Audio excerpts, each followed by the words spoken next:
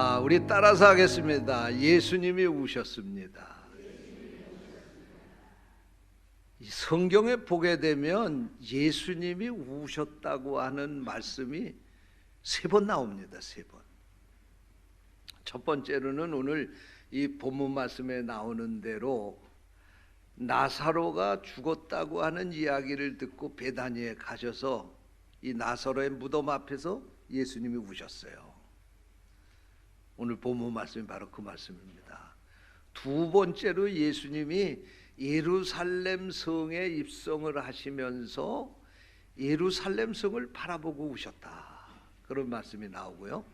세 번째로는 예수님께서 십자가를 앞에 두고 겟세마네 동산에서 기도하시면서 예수님이 우셨습니다. 오늘은 이 예수님이 우셨다고 하는 이 말씀을 가지고 함께 은혜를 나누기를 원합니다. 성령께서 이 말씀을 듣는 우리를 깨우쳐 주시기 원합니다. 자, 그러면 왜 예수님께서 우셨습니까? 첫째로 따라서 하세요. 사랑하는 사람을 위해서 우셨습니다. 오늘 읽은 본문 말씀에 보면 예수님께서 자신이 사랑하는 나사로를 위해서 눈물을 흘리며 우셨다고 하는 이 말씀의 이 끝에 나오는 말씀이 오늘 본문 말씀입니다. 사실 예수님은 이 나사로가 죽는 것을 막으실 수 있었습니다. 왜냐하면 나사로가 중병에 걸려서 지금 죽어가고 있다고 하는 소식을 예수님께서 드셨어요.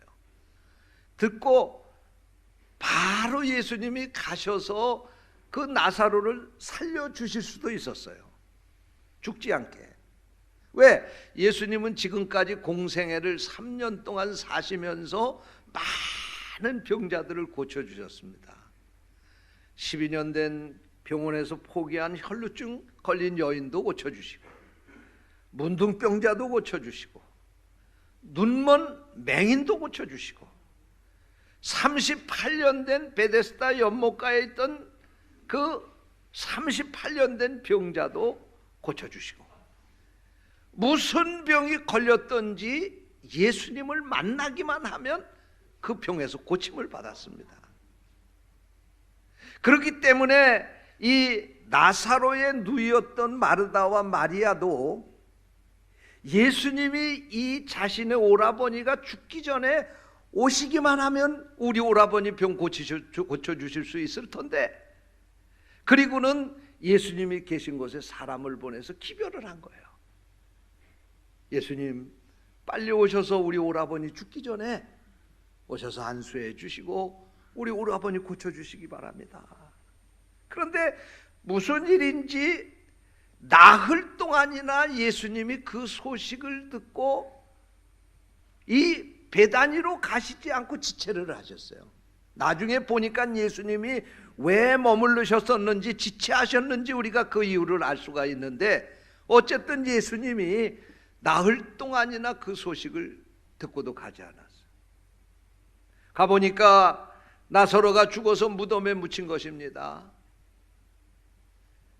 나사로의 누이였던 마르다와 마리아가 예수님을 쫓아나오면서, 예수님이 오셨다고 그러니까 예수님이 쫓아나오면서 예수님 앞에 원망하면서 불평하면서 이렇게 얘기합니다. 주님께서 여기 계셨더라면 우리 오라버니가 죽지 아니했을 텐데 이제 오시면 어떻게 합니까? 그래서 우리 오라버니가 죽었고 지금 무덤에 묻혔습니다. 장사진의 무덤에 묻혔습니다. 그러자 예수님께서 그 무덤으로 가자고 하십니다. 그러면서 예수님께서 그들에게 얘기하기를, 내가 너희들에게 말하노니 너희들이 이 죽은 나사로도 살 것을 믿으면 다시 살게 될 것이다. 그리고 얘기를 했더니 이 나사로의 누이들이 예수님께서 그 하신 말씀을 이해하지 못하는 거예요.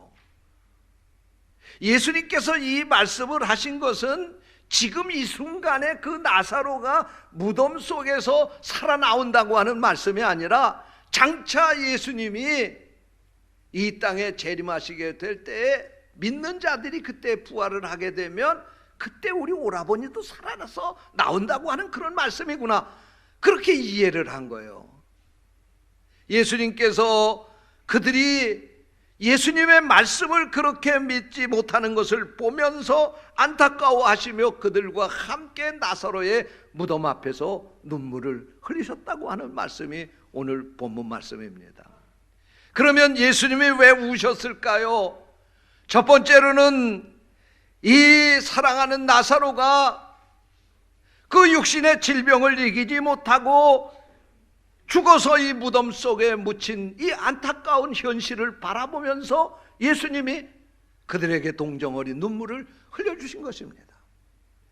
마르다와 마리아가 우는 그 울음 앞에 예수님은 함께 그들을 사랑하는 마음으로 동정하며 같이 우셨던 것입니다. 두 번째로 예수님이 이 무덤 앞에서 우신 이유가 있습니다.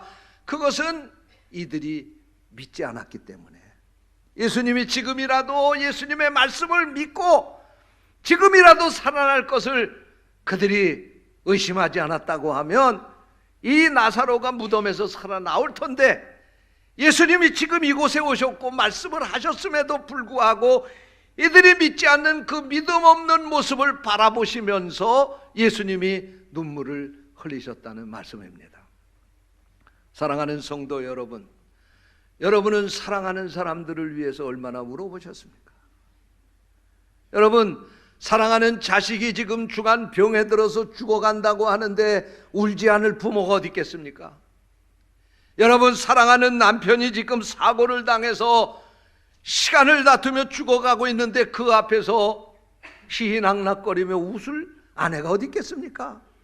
그 남편의 숨져가는 모습을 보며 통곡하고 안타까워하지 않을 수 없는 것입니다. 그렇다고 하면 여러분은 정말로 사랑하는 사람을 위해서 우셔보셨습니까? 여러분의 사랑하는 자녀가 지금 믿음 안에서 살지 않고 저 지옥을 향해서 지금도 달려가고 있는데, 여러분은 사랑한다고 말만 하면서 그 자식을 위해서 얼마나 울어보셨습니까? 믿지 않는 남편을 위해서 울어보신 적이 있습니까? 여러분의 사랑이 진정한 사랑이라고 하면 어떻게 그들을 바라보면서 여러분들이 울지 않을 수가 있겠습니까? 여러분에게서도 사랑하는 사람을 향해서 우는 눈물샘이 터질 수 있게 되시기를 주님의 이름으로 축원합니다. 둘째로, 예수님이 우셨는데 죽어가는 영혼을 생각하며 우신 것입니다. 히브리서 5장 7절 말씀에 보니까 그는 육체에 계실 때에 자기의 죽음에서 능히 구원하실 이에게 심한 통곡과 눈물로 간구와 소원을 올리셨다고 그렇게 말씀하고 있습니다. 무슨 말씀입니까? 예수님께서 겟세마네 동산에서 기도하실 때에 십자가를 지시기에 앞서서 겟세마네 동산에서 뺨을 찌새우며 기도하시게 될 때에 하나님 앞에 이렇게 심한 통곡과 눈물로 기도를 했다는 말씀입니다. 여러분, 예수님도 하나님이시지만 인간의 몸을 입고 이 땅에 오셨기 때문에 이분도 우리가 당하는 그 아픔을 다 느끼시는 분입니다. 우리는 결과까지 앓고 성경을 읽기 때문에 예수님이 십자가에 달려 죽으신 것 그냥 지나치기 쉽습니다. 그러나 예수님이 십자가에 달려 죽으시면서 당한 그 고통은 우리가 당한 그 고통과 똑같이 예수님도 당하시는 것입니다. 예수님에게도 가시에 찔리는 아픔이 있었습니다. 채찍에 맞아서 살점이 떨어져 나가는 그 아픔을 느끼셨습니다. 옆구리에 창에 찔려서 그 창에서 창에 찔린 자국에서 물과 피가 다 흘러나오면서 애절하게 그 고통을 참고 몸부림치는 그런 아픔을 겪으셨습니다. 예수님은 뼈가 꺾어지면서 무덤에 묻히는 그 아픔을 겪으셨습니다. 이런 아픔을 통해서 오늘 우리를 구원하셨다고 하는 사실을 우리는 한시도 잊어서는 안 될 것입니다. 예수님의 구원이 그냥 우리에게 주어진 것이 아니라 우리가 죽어야 될, 우리가 당해야 될 모든 고통을 예수님이 대신 짊어지셨기 때문에 우리를 구원하셨다고 하는 이 사실을 우리는 잊지 않고 살아야 될 줄로 믿습니다. 주님이 우리를 구원하시기 위해서, 우리를 영원한 멸망 가운데서 건지시기 위해서 주님이 오셨습니다. 주님이 이 아픈 십자가의 길을 걸으셨던 것입니다. 여러분, 이 구원의 은혜를 우리가 안다고 하면 우리도 이 주님의 아픔을 이제는 나누는 성도가 되어야 할 줄로 믿습니다. 지난날에는 죽어가는 우리 영혼을 구원하기 위해서 주님이 오시고 그 십자가의 길을 가셨는데, 이제는 우리가 주님을 위해서 울어야 할 때입니다. 우리가 주님 대신 저 세상에 죽어가는 영혼들을 바라보면서 그들을 구원하기 위해서 울어야 할 줄로 믿습니다. 사랑하는 성도 여러분, 죽어가는 영혼들을 바라보면서 여러분의 눈에서 눈물이 마르지 않는 은혜가 있기를 주님의 이름으로 축원합니다. 세 번째로, 주님은 나라와 민족을 위해서 오셨습니다. 따라서 하시기 바랍니다. 나라와 민족을 위해서 오셨습니다. 예수님이 십자가에 못 박혀 죽으신 때가 주후 30, 그냥 우리가 쉽게 얘기하는 대로 주후 33년이에요. 역사가들은 예수님 탄생이 주후 4년이라고 그렇게 말합니다. 그런데 어쨌든 예수님께서 십자가에 못 박혀 죽으시고 나서 예루살렘이 멸망을 당하게 되는데, 유대인 역사가 요세푸스에 의하면, 요세푸스가 쓴 유대 전쟁사라고 하는 책이 있습니다. 이 책에 보면 주 70년에 로마가 디도 대장이라고 하는 지휘관을 앞장세워서 디도 장군을 앞장세워 가지고 예루살렘을 침공을 하게 됩니다. 그래서 이 주 70년에 예루살렘이 완전히 멸망을 당하게 된 겁니다. 옛날에 우리가 성경에서 보던 예루살렘 성전, 예루살렘 안에 있는 건물들 전부 다 오늘 성경 말씀에 보면은 누가복음 19장에 돌 위에 돌 하나도 남지 않는다고 하는 말씀과 같이 예루살렘 성전, 그 성전도 돌 하나 남지 않고 다 무너졌습니다. 남은 게 있다고 하면 성벽 한쪽 남았습니다. 그걸 지금도 예루살렘의 성지순례 가는 사람들은 통곡의 벽이라고 하는 곳에 가게 되는데, 바로 그 성벽 하나 남고 모조리 다 무너졌습니다. 그리고 그때 죽은 사람이 110만 명입니다. 예루살렘 성이 그렇게 크지 않아요.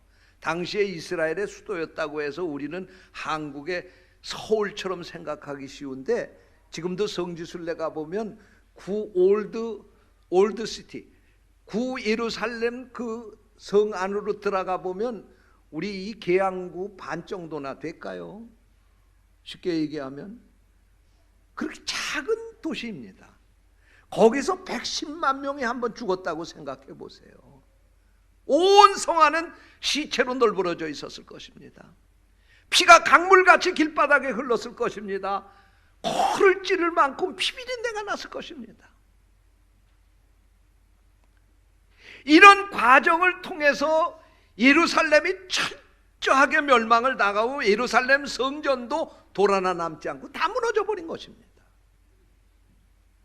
예수님이 바로 40년 전에, 멸망하기 40년 전에 예수님이 이 예루살렘 성에 입성하시면서 장차 예루살렘이 이렇게 초토화가 될 것을 생각하시면서 그곳에서 우셨다는 말씀입니다.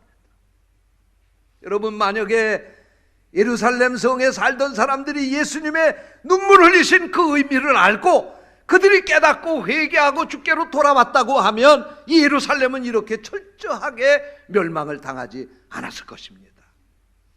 그런데 그들은 이 기회를 놓쳐버리고 말았습니다. 결국 예수님이 안타까워서 그 성을 향해서 우셨던 그 염려가 현실이 되고, 주 70년에 결국은 예루살렘 성이 초토화가 되어서 완전히 다 멸망을 하고 110만 명이 그곳에서 살육을 당하고 10만 명이 포로로 끌려가고 그리고 예루살렘 성전은 흔적도 없이 다 사라져버리고 이렇게 된 것입니다. 예수님은 미리 예루살렘이 이렇게 될 것을 아셨기 때문에 이 성을 바라보며 우셨다는 말씀입니다.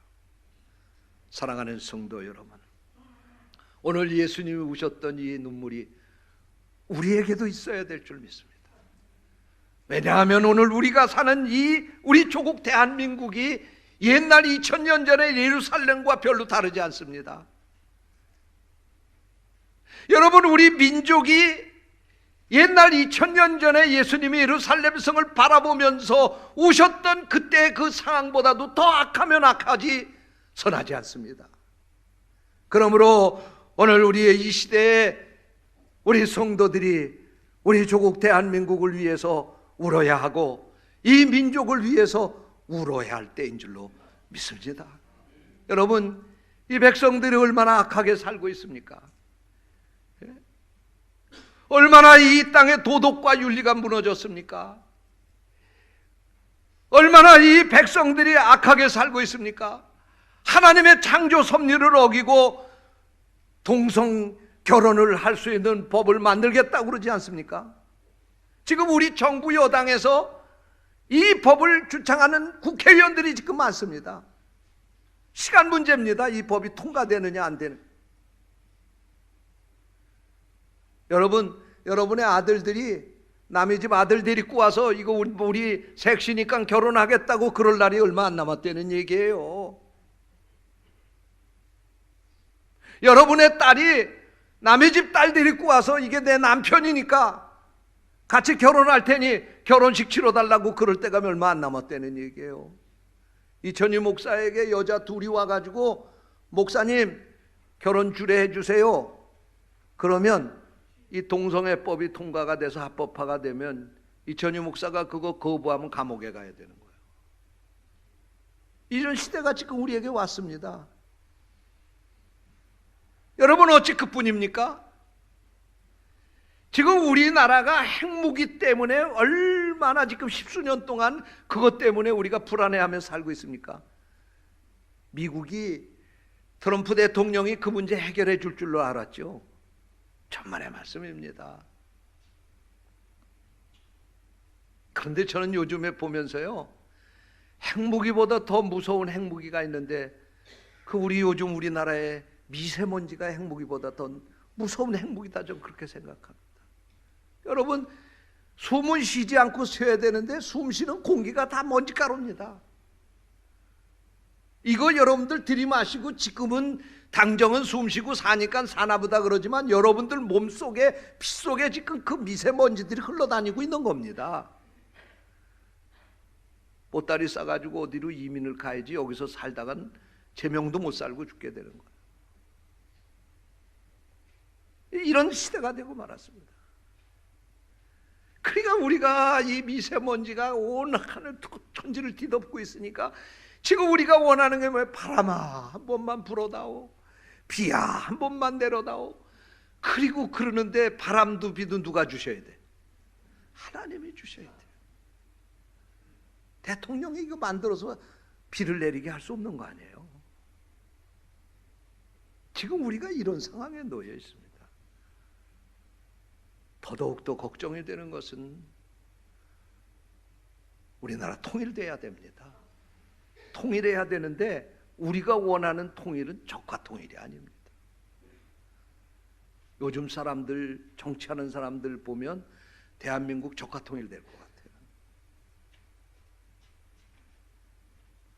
자기네 대통령이 잘못하면 가만히 있는, 꼴을 못 보고 가만히 있질 않는데, 어떻게 그렇게 무참하게 사람을 학살하고 인권을 말살하고 종교를 말살한 김정은이를 찬양합니까? 이 대한민국에서. 이게 이 나라가 지금 살 나라입니까?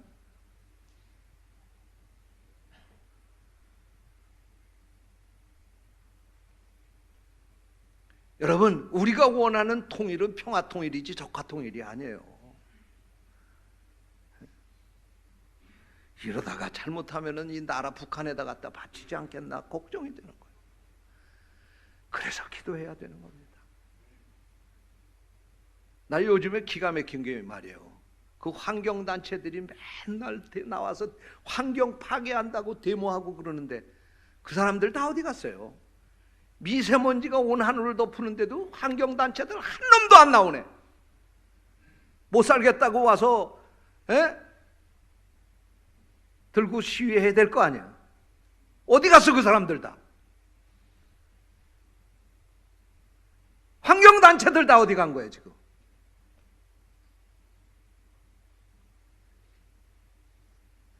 대통령 믿지 마세요. 국회의원 믿지 마세요. 정치가 믿지 마세요. 하나님밖에 믿을 사람 없습니다. 믿을 분 없습니다. 우리가 그래서 하나님께 기도해야 된다는 거예요. 뿐만 아니라 우리 경제가 지금 무너지고 있습니다. 세계 경제들이 막 부흥이 되고 경제가 발전하는데 우리나라는 그 발전하는데 경제가 무너지는 거예요. 지금 젊은이들이 일자리가 없습니다. 사업하는 사람이 부도가 나서 문을 닫고 있습니다.